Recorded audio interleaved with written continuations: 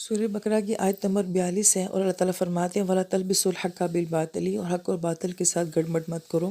وَتَكْتُمُوا الْحَقَّ، اور تم حق کو چھپاتے ہو، وَأَنْتُمْ تَعْلَمُونَ، اور حالانکہ تم اس کو جانتے ہو۔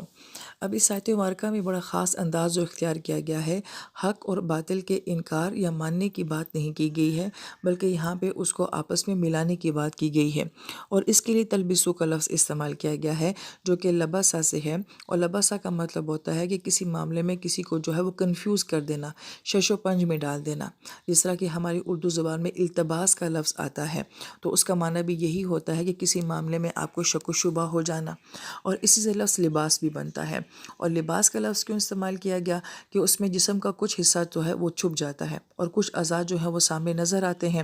یہی معاملہ جو ہوتا ہے حق اور باطل کے معاملے میں کہ کچھ حق کو جو ہے وہ دکھا دیا جائے، بتا دیا جائے، اور باقی سارا جو ہے وہ باطل ان کو سنا دیا جائے۔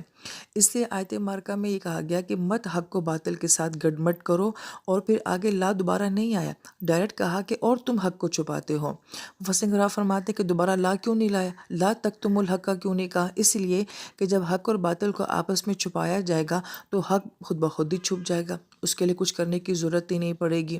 لہٰذا پچھلی آیت مبارکہ کا مضمون یہ تھا کہ جو اللہ تعالیٰ کی آیات کو جو ہے وہ تھوڑی قیمتوں کے اوپر بیچ دیتے ہیں۔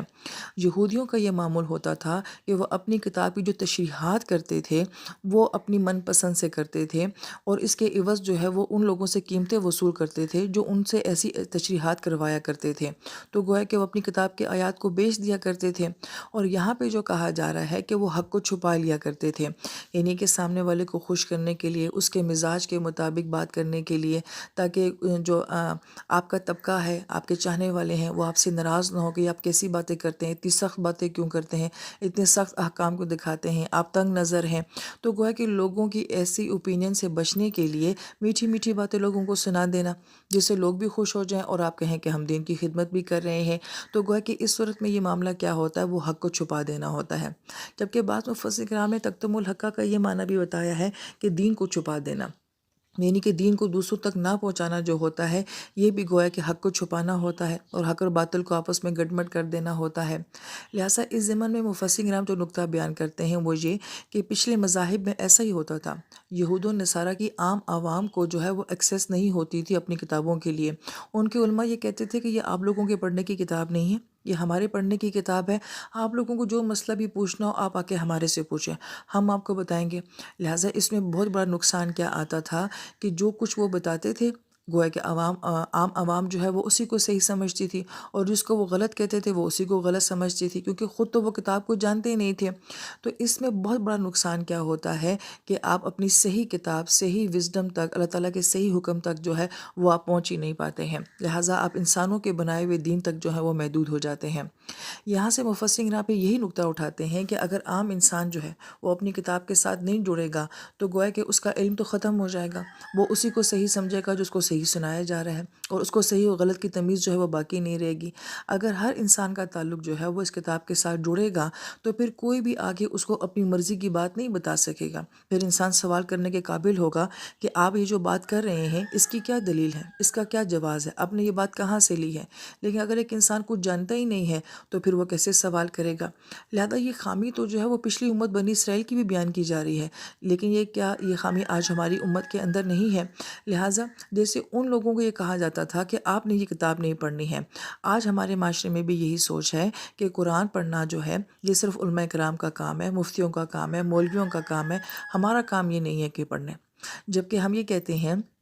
کہ قرآن کا عالم بننا، حافظ بننا یا مفتی بننا یہ ہر ایک انسان کی بس کی بات نہیں ہے، لیکن اپنے قرآن کے بارے میں کم سے کم اتنا علم حاصل کرنا کہ جس سے آپ اس سے نصیحت حاصل کر سکیں، آپ کم سے کم سامنے والے سے سوال کر سکیں کہ یہ بات آپ کر رہے ہیں یہ تو مجھے قرآن میں کہیں نظر ہی نہیں آ رہی، یہ آپ کہاں سے کر رہے ہیں، کس دلیل سے بات کریں، یہ بات تو میں نے کہیں حدیث میں پڑھی ہی نہیں ہے۔ کم سے کم اس لیول تک جو ہے وہ قرآن پاک ہر انسان کو آنا چاہیے۔ جیسے کہ ہماری عام دنیا میں ایک دستور ہوتا ہے نا کہ ایک عام تعلیم جو ہے وہ ہر کوئی حاصل کرتا ہے، لیکن اسپیشلائزیشن جو ہے وہ کوئی کوئی کرتا ہے، لہٰذا اس لیول تک تو ہر انسان نہ جائے، لیکن کم سے کم عام سطح تک جو ہے وہ ہر انسان کو اپنی کتاب کے ساتھ جو ہے وہ تعلق ہونا چاہیے، سمجھنا چاہیے۔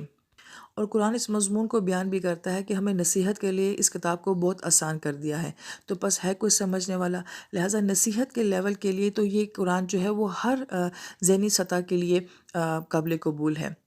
ہاں، قرآن پھر یہ خود بھی کہتا ہے کہ جو اس کی گہرائی ہے، اس کو سمجھنا ہے، یہ بڑا مشکل کام ہے، لہٰذا وہ ایک خاص طبقہ ہونا چاہیے۔ تو گویا کہ یہ خرابی اس عوام میں اس لیے چلی گئی تھی کہ عام عوام کو اس کتاب تک پہنچنے کی اجازت ہی نہیں تھی، اور یہی بیماری آج ہمارے معاشرے میں بھی ہے۔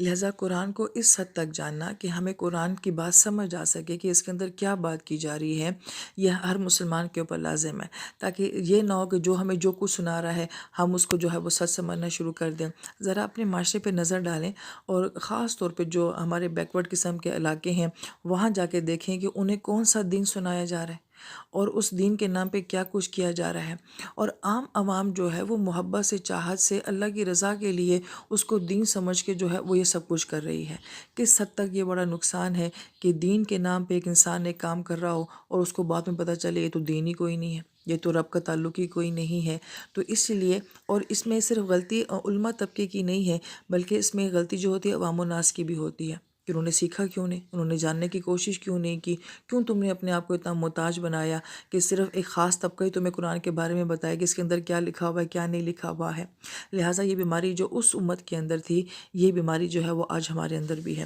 اور آیت مبارکہ کے آخر میں کہا گیا کہ وَأَنْتُمْ تَعْلَمُونَ، اور یہ سب کچھ تم جان بوجھ کے کر رہے ہو، ایسے نہیں کہ انجانے میں یہ سب کچھ ہو رہا ہے، جان بوجھ کے جو ہے یہ سب کچھ کیا جا رہا ہے۔